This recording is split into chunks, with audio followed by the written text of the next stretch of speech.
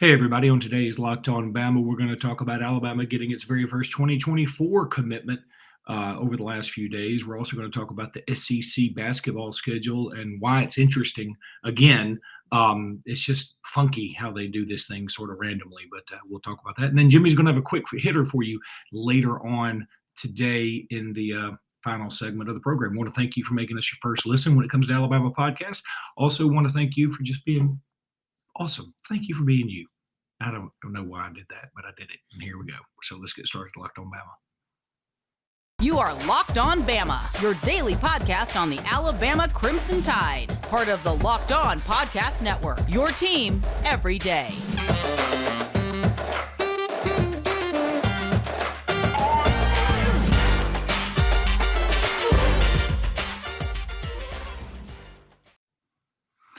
Hey, everybody, and welcome back into Locked On Bama. Luke Robinson, that's me. Jimmy Stein, that's him. Jimmy, how are you today?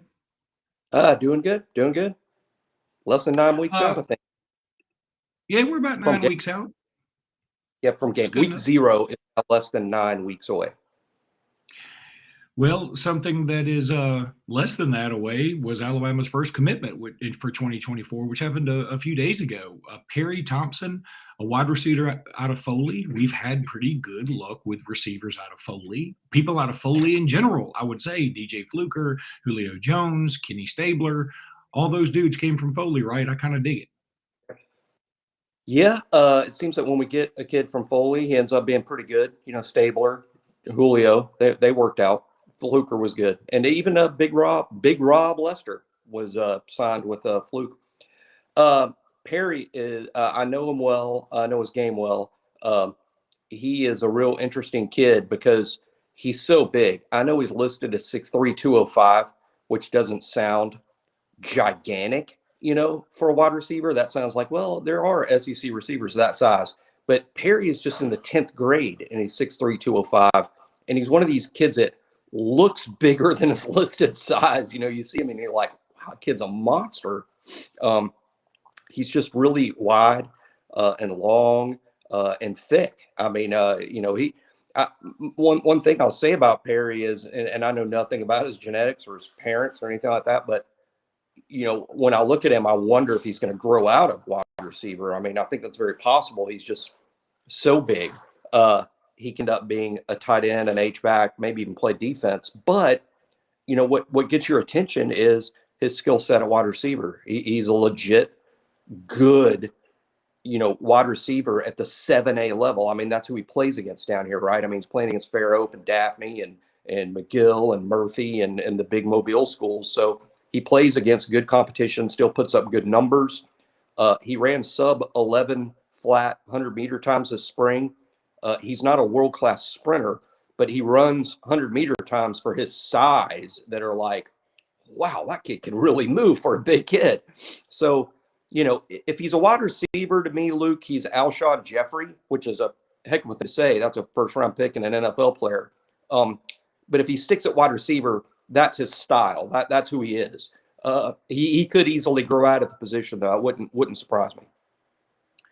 Yeah, that's the one concern I had. The other thing, and again, I'm picking nits here because I definitely want him. It is a little odd when you look at his offer list so far. It's Alabama, to whom he's committed, Alabama A&M, Austin Peay, Georgia Southern, and Georgia State. And let's call it like we see it.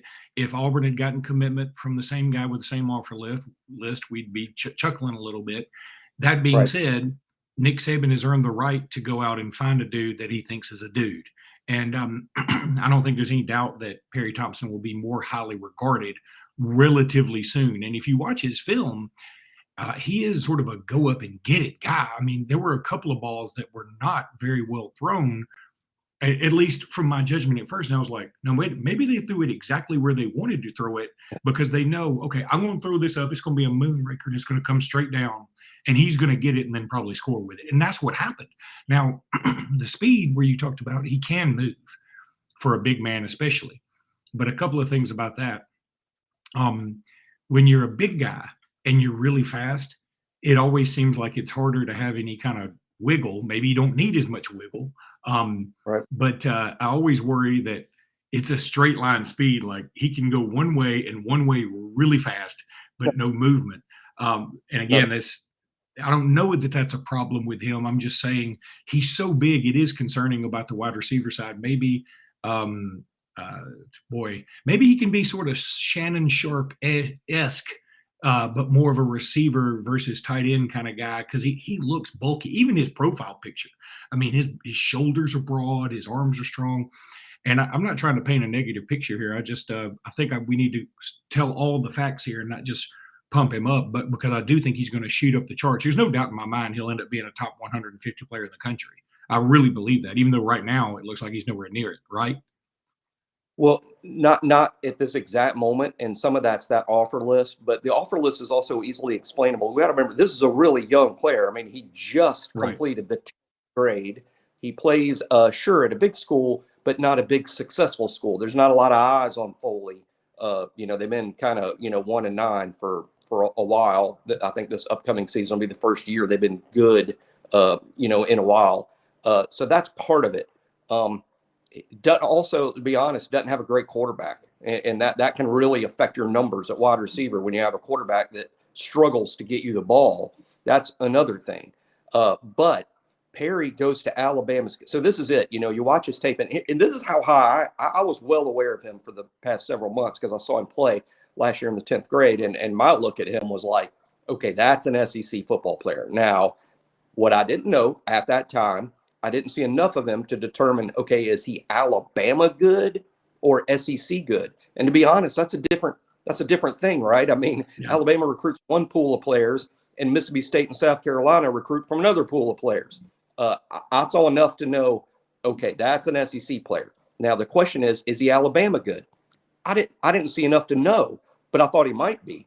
I'm the one that went to the On3 and created his page for him because I'm like, hey, I know y'all never heard of this guy, but he's going to be a thing, okay?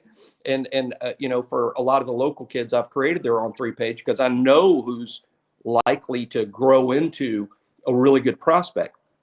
So Perry was definitely on my radar. And when he went to Alabama's camp, and then I heard from a friend of a friend, a guy from Foley, I heard he was completely dominant at our camp, even in one-on-one matchups against seniors with offers. With offers at Alabama, senior defensive backs that Alabama wants in this class. 10th grade Perry Thompson was killing those guys. And did it surprise me? Not in the least, because I'm like, aha, okay, he's Alabama good. I'm not surprised at all.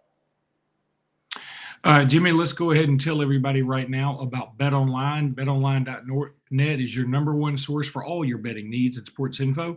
Find all the latest sports developments, league reviews, and news, including this year's NHL playoffs and Major League Baseball. BetOnline is your continued source for all your sports wagering information, including live betting, esports, and scores. And BetOnline.net remains the best spot for all your sports scores, podcast, and news this season.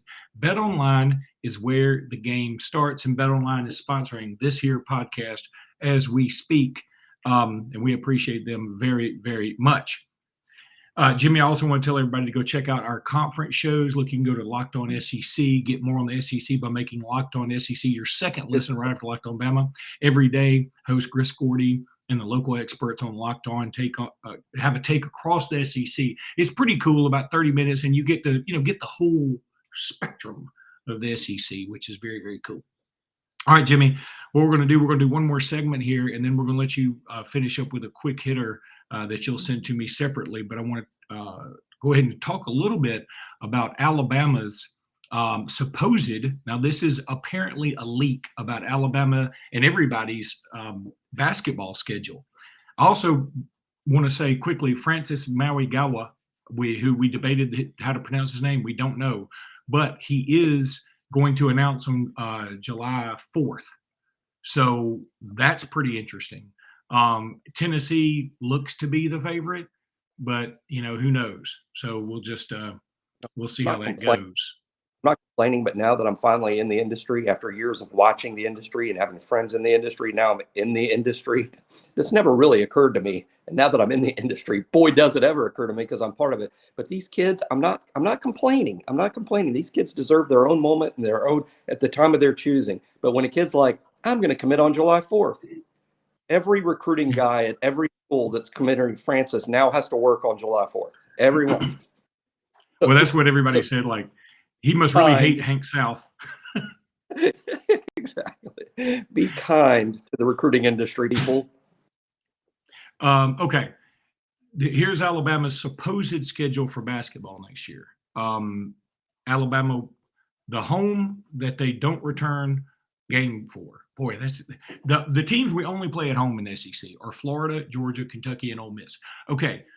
Kentucky at home only is very nice. I'm glad we don't play Kentucky twice. I mean, we always get stuck with Kentucky twice, it seems. So I think that's great. Only playing Florida at home, also a good thing. I wish we kind of played Georgia on the road to get revenge, but Ole Miss at home, I also dig because that place over there is usually a house of horrors for us. Only on the road teams, Missouri, which is no easy place to play, and they have a nice little class coming in. South Carolina, I have no idea what South Carolina is going to be like this year. New coach, new a lot of things. Tennessee on the road, that's going to be a bear. Ooh. And Texas A&M on the road, that's also going to be a bear. Yeah. So here's your home and away, Jimmy: Arkansas, Auburn, LSU, Mississippi State, and Vanderbilt. Okay, I can get down with this. I think LSU is going to be really bad this year, just total turnover. I don't think Vanderbilt's going to be all that good. No. And we won there last year, right? If I remember right. No, that was the Scottie Pippen game. Well, yeah, maybe we did win. He beat us in the tournament. He beat us in the tournament. We beat him up there, but we beat him up there just barely. Scottie Pippen had a game. But he's not on the team anymore. Correct. The undrafted Scottie Pippen. Yeah. He's here for the draft. Yeah, that's right. So now Arkansas home and away is going to be tough. Arkansas is going to start out like anywhere from number 1 to number 5. And I'm kind of down with playing them twice because, I mean, look, okay, we lose up there. I can live with that. But we win at home. That makes up for it. Cool. Auburn home and away. I mean, Auburn's going to be good again. They're just going to be good as long as Pearl's there. We got to get used to that. But I think we can beat them at home. Mississippi State home and away. I think we can beat them both places. I don't know anything about their new coach, their new players. I don't know anything about them. I think we can beat them both times. I think we can beat LSU both times, and I think we can beat Vandy both times. That doesn't mean I think we're going to go 6-0 against them because there's no way in hell we're going to do that. But I think we can go 5-1 and that 6 them, and I'm down with that. Could have been worse. I thought last year's schedule was really, really tough, and we did. We played the toughest schedule in the entire country. This sounds more manageable to me than last year. Right. I don't think there's any doubt about it. So I'm kind of happy with it. I wish it would be nicer if I would love to see Auburn play Kentucky twice in a year sometime in my lifetime. They didn't do it last year. They're not doing it this year. I know they did it. But whatever. I mean, look, it is what it is. And so I'm just glad we're not playing Kentucky twice. I mean, and again, it's funny because Kentucky hadn't won the league lately. They haven't won the tournament lately. And we're still scared to death of playing them twice because we always know that's probably a surefire loss, and because they always have the most talent. But frankly, we've done okay against Kentucky of late, so I shouldn't be all that worried about them. Kentucky, Arkansas, and Tennessee. I mean, I haven't studied the league just yet, but off the cuff, in terms of who I think is going to be really good this fall or this upcoming year, Kentucky, Arkansas, Tennessee. Those three in particular to me look really tough. Auburn will be good.